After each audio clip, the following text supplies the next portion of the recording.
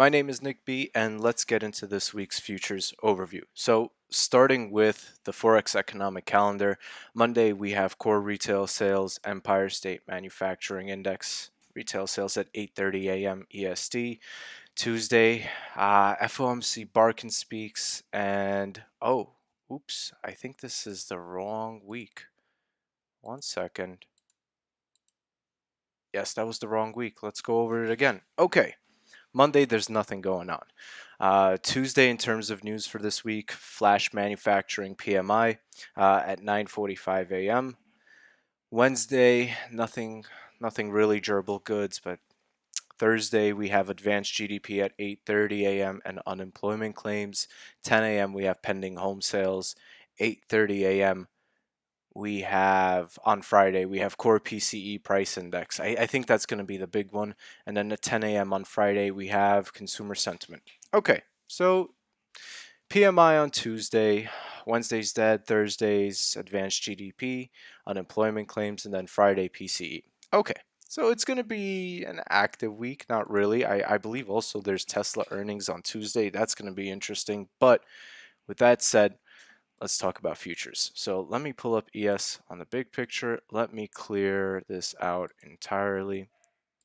And let's start fresh with kind of what happened and the basic approach of, my model of higher highs, higher lows, lower highs, lower lows, identifying trend.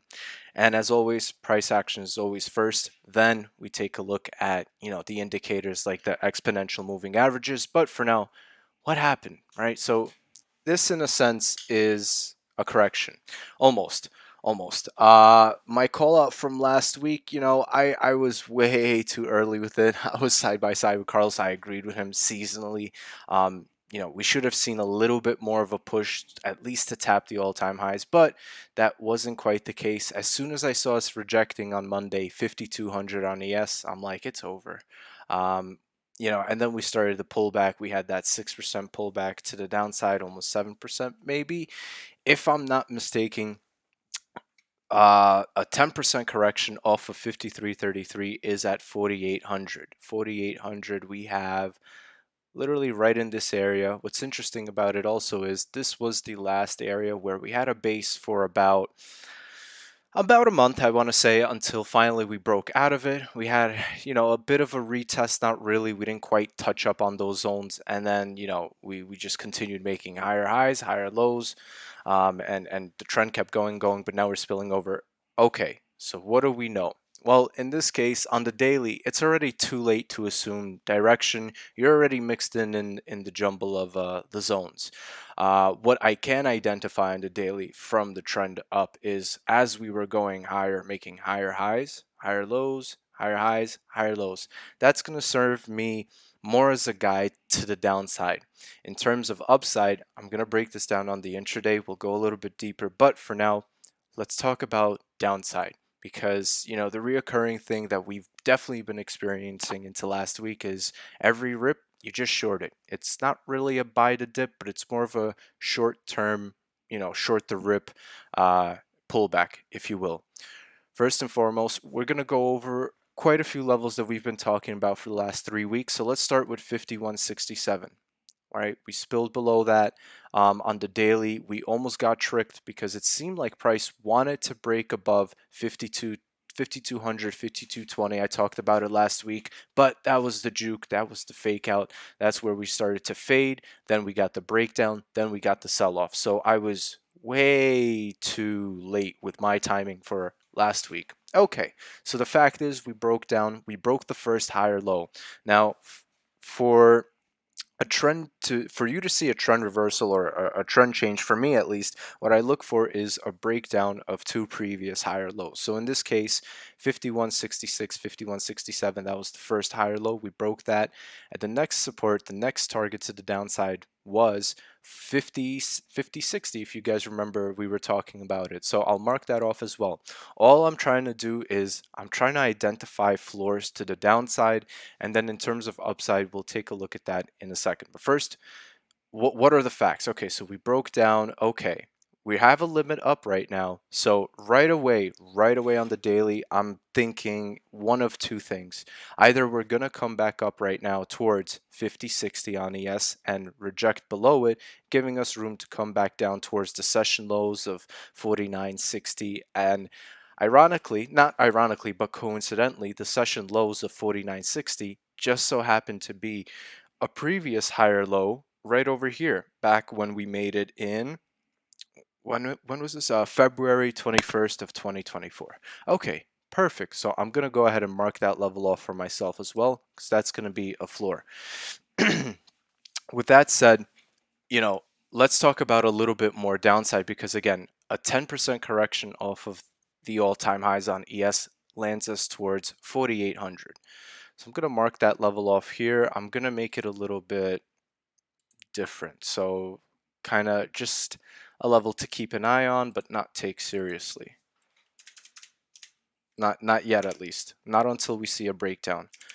And I'm gonna actually make it what the previous all-time highs were. If I extend this all the way to the left, once right extension, left extension, let's turn that on. I just want to show you guys for reference how interesting it all adds up. Is if we pull up the daily, let's expand it to a 3-year time frame, and look at that, 4808.25 is pretty much exactly that 10% area of where we broke out of. I wouldn't mind seeing a nice retest here, and we'd see definitely buyers definitely probably buying hand over fist in these areas, because, and I say that because I would, if equities were over in the areas of 4800 especially, yes, I'm buying hand over fist. If we break below, oh well, we could be fluid like water. We could continue shorting and okay, DCAing, dollar cost averaging, because the equity curve overall is higher and higher. Enough of that though. So that would be kind of the bottom line downside. Let me just take off the extension to the left as well, so it's a little bit cleaner for me. So that's the idea down here. If we break the session lows of 49.60, so right away I have a setup to the downside. If I see 49.60 breaking down on ES, most likely on the daily, and yeah, most likely on the daily, I'd like to see a close below 49.60. But if the 1 hour candle can get us below there and a close below 49.60, we can take a short targeting the first target of 48.60. I think that would be a fair target, because on the daily, if we bring this back up to the daily 1 year, that was our previous higher low in this area here. So we could target that to the downside of 48.66. So I'm going to go ahead and set an alert at 49.65. All right, 49.65. That breaks, we're shorting that. Well, 49.60. That breaks, we're shorting that all day. Okay, so that's to the downside. Upside, if we get back above 50-60, can we go long? That's tough. We could take a shot at it, maybe, but the rule of thumb is, same thing with us going down. It's the same concept in going up. What I mean by that when I say that is we need to break two previous higher lows for the trend to continue going lower. And if we want to go higher, we need to break above at least two previous lower highs.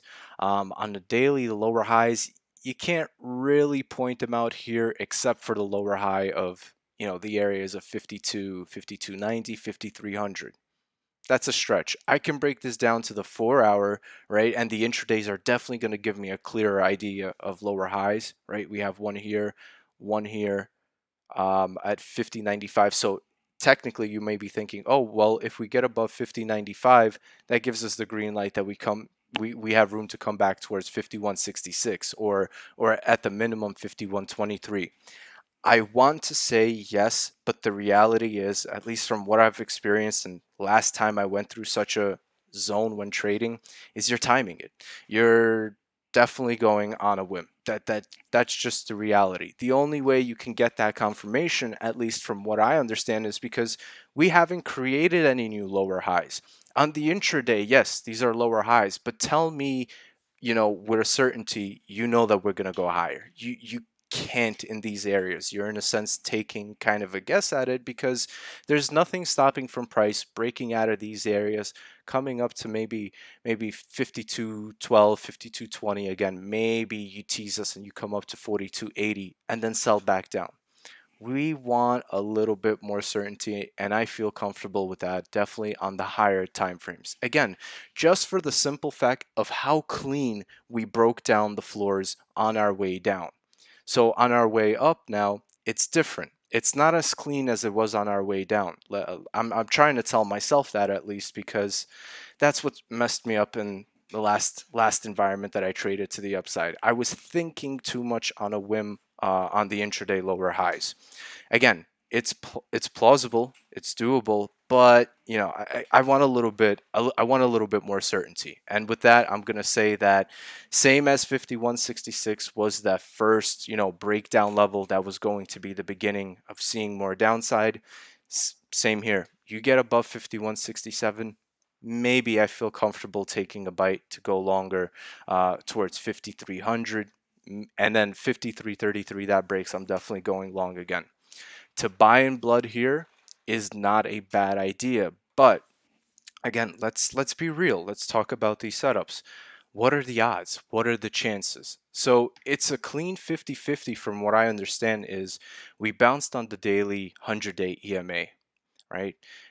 And now we're below the second higher low, 50.58, which is confirming the continuation to the breakdown because we're below it.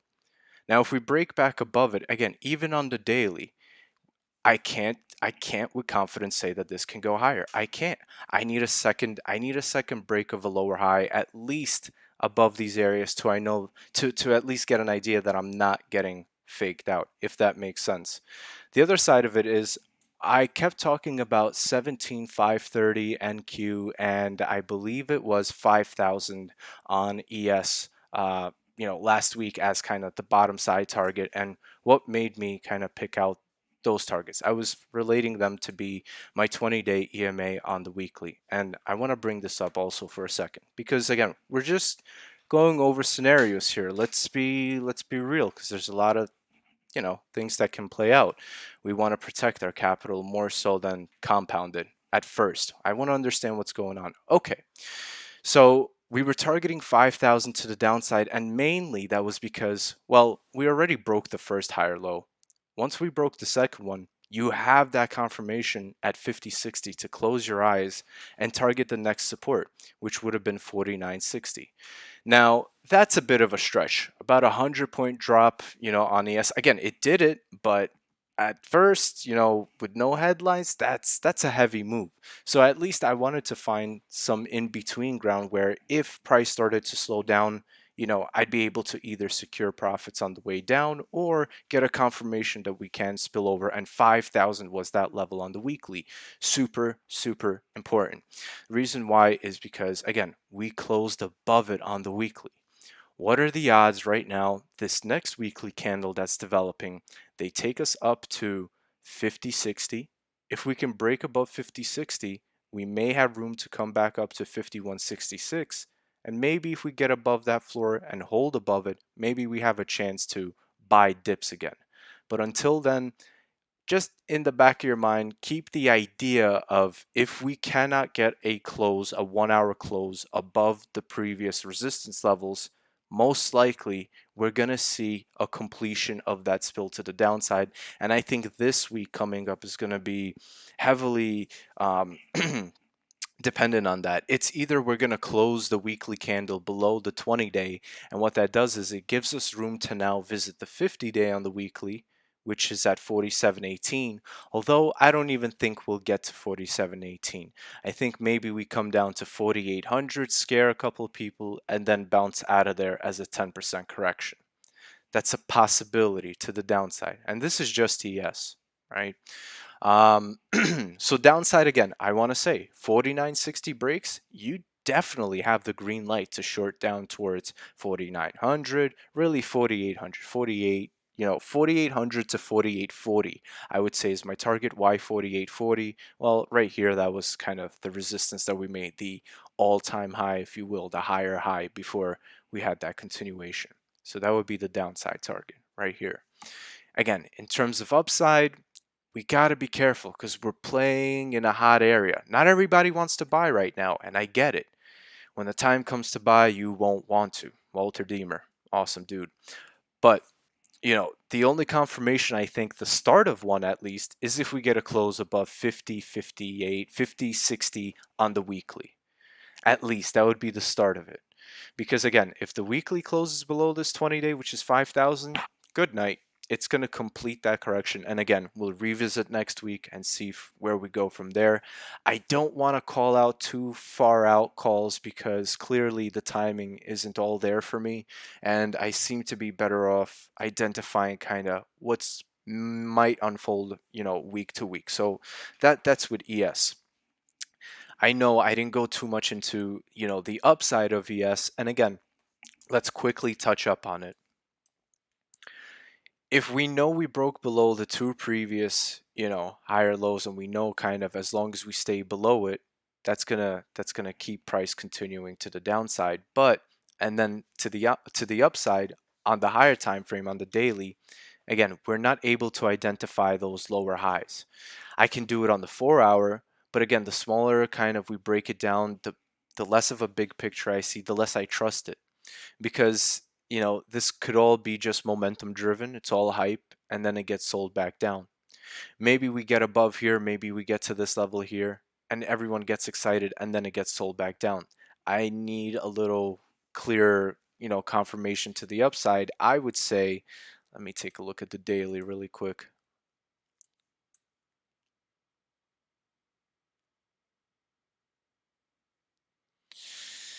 Yeah, no, high 51.67. Give me 51.50, 51.67, which is funny that it's near the 20-day EMA on the daily. I'm a buyer there.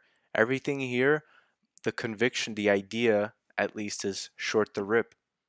Unless again, you get a close above, 50.60 on the 1 hour, okay, maybe you can attempt a bit of a push. But then again, see how I said that? You can attempt it.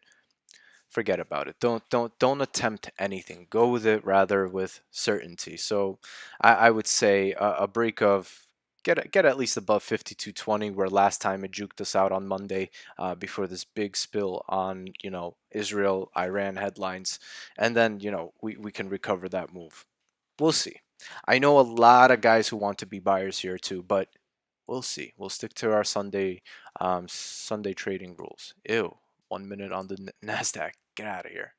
Okay, so let's clear this up as well, and let's talk about the Nasdaq. I'm sorry I went so in depth on ES. I really want to make sure that all kind of bases are covered because this is, real talk. At the end of the day, this is gambling. This is gambling with probabilities, straight up, and we want more of the certainty aspect to it rather than just going on a whim.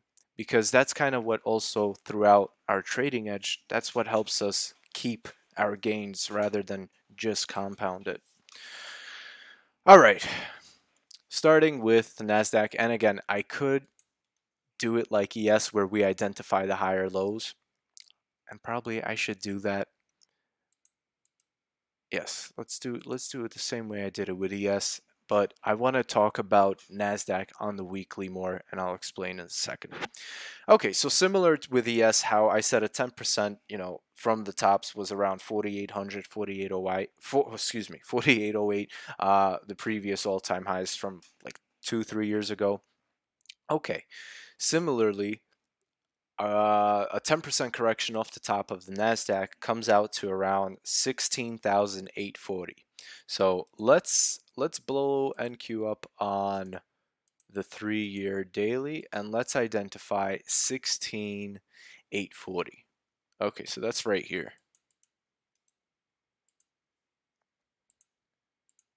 And I'll make it the same kind of correction level as it was. Interesting is the previous all-time highs back then were at 16,767. Okay.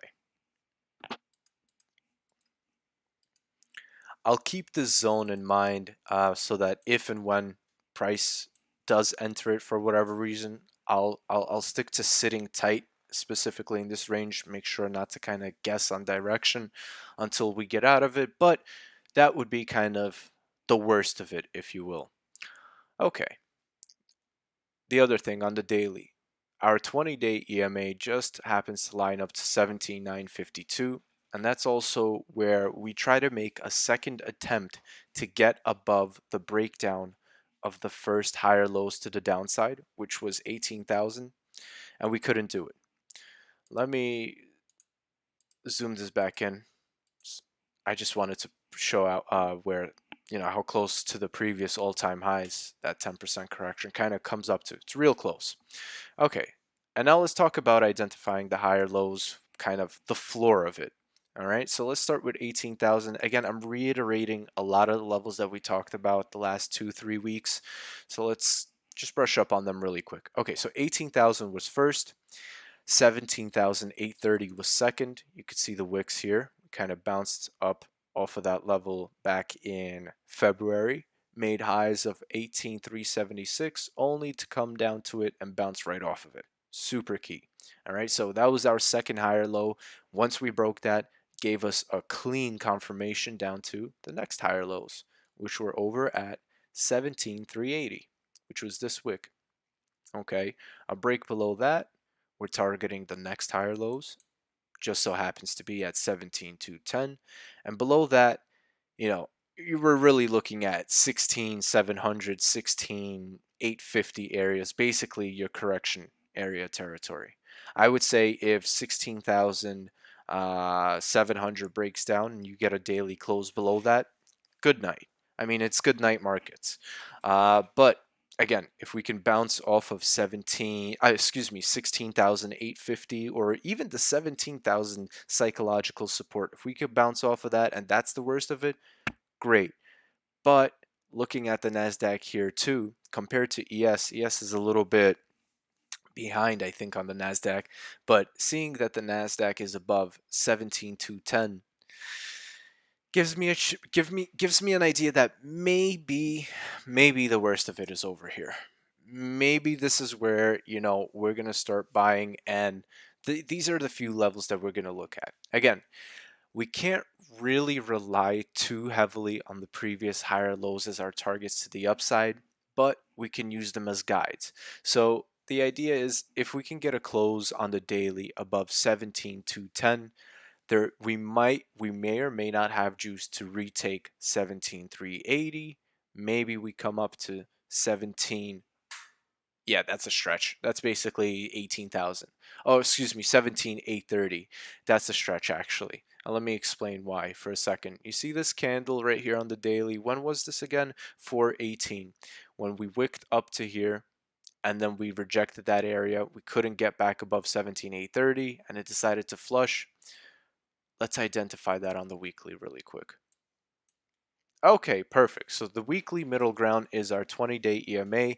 It's over at 17,458. Last week, the 20-day on the weekly, excuse me, the 20-week EMA on the weekly was at 17,530. That's what we used as our target to the downside. And again, if we had a weekly close below that level, probably would see more downside. With that said, the fact that on the smaller time frames we are above 17,210, this is all going to be on a whim. Same thing what I just mentioned and went over on ES. It's all going to be on a whim. The reason is because we're going to use the idea of the what if. If we can get a close above 17,458, 460, okay, maybe we might have some room to come up towards 17,830 again, maybe 18,000, but you don't have that certainty. And where are you going to be getting these lower highs from as targets? Again, we can look at it on the 4 hour and we can use, we get above 17,540. Maybe we can target 17,830, above 17,830, 18,000. Maybe we could do that. But again, I cannot help it, but honestly think that would be going on a whim. It's kind of like guessing.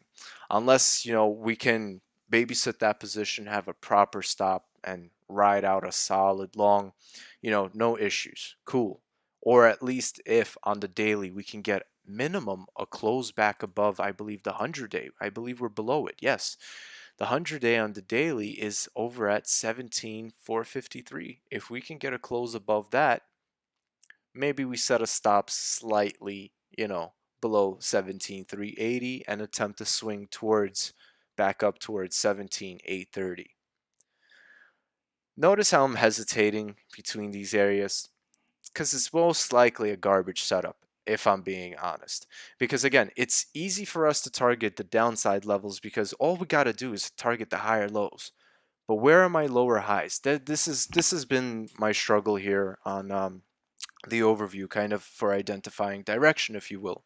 On a whim is nice. It sounds good, but this is real money we'll be risking at the end of the day. So what makes sense? And again, I can't help it but think, the first 15 seconds looking at this, either above 18,000 you go long again on NQ, or above 5167 you can take those chances, because the bad the bad of it, the bad downside of it, you're over it. Then again, I know the mental battle. Well, what if, Nick, you're leaving so many points on the downside table? I understand that, but do we want to win or do we want to guess? I guess is the question that comes down to it when I ask myself before I signal anything out. With that said, I think we do see a bit of a bounce. I do think that as long as 17,210 on the NASDAQ, and as long as 5010 on ES can hold, you can possibly see a retracement towards 5060 on ES and towards 17,380 on NQ. Just, I would say, ask yourself, is it worth it? Because again, there's no kind of real direction here until ultimately we really climb back out of that area, climb back out of the original breakdown.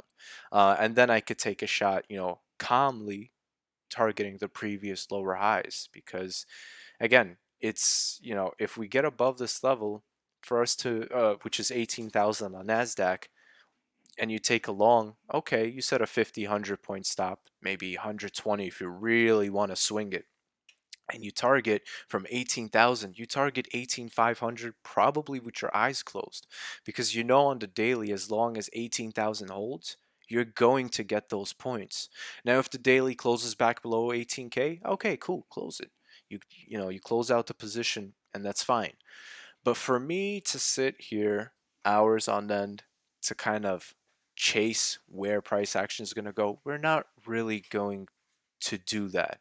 Unless I can really see on the smaller time frames, maybe on the 1 hour, I really see that we could take that shot. I'm quick enough to execute it, on a break of 17,555, for example, and then we target 17,770. We could do that, but it's on a whim, right? Or let me clean this up, because again, we're talking about the previous targets to the downside, and we know that. We know already that if we're below 17,210 on the NASDAQ, probably 16,850 is going to be that downside target. But what about upside? And that's the thing. The only thing on the upside that maybe we would be able to identify is the intraday stuff. And let me actually run you through that, because I feel like it may serve its purpose, and I'll explain.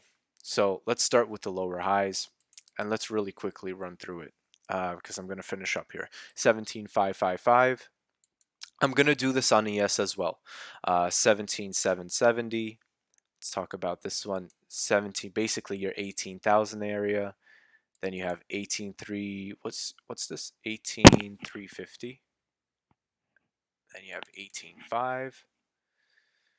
And then you have these all-time highs here. Okay, and this is on the 1 hour. Again, for us to confirm that the trend is reversing in a sense, even on the intraday, to the downside, we need to break two higher lows, which we did last week, and that gave us this spill. To the upside, we need to break two previous lower highs. In this case, we would need to get above 17,550, 17,770, 17,800. You go long, you place your stop over at 17, probably 730, and you target 17 I would, excuse me, not 17,980. I would target 18,000 at that point, if I'm honest, because above 18,000, you're probably gonna go to 18,351. Okay, so let's go ahead. I'm gonna for Discord guys, I'm definitely gonna set an alert over here at 65, and that's gonna be a comfortable long setup that we can take confidently. I don't need to sweat over the intraday swings on it because again, it's an attempt that we break out of this area and can get continuation higher. Doesn't confirm that price is going to go higher. Just worth the bite here, I think, in my opinion, uh, on NQ to the upside. That's it. I'm not gonna go over the long setups here because you don't have that continuation really. I don't think so. I think it becomes more of on a whim. If you're not long, by the time 18,000 breaks out, I think it would be very difficult to narrow in a long entry unless you wait for dips and then you could go long. Same thing I'm going to show right now on ES. Clear drawing set. I should have gone over it. I just felt like too much of it was guessing, so here we are. Okay, so let me pull up the 1 hour. Okay, lower highs, right? 50.60, 50.95, 51.23, 52.15, 52.60.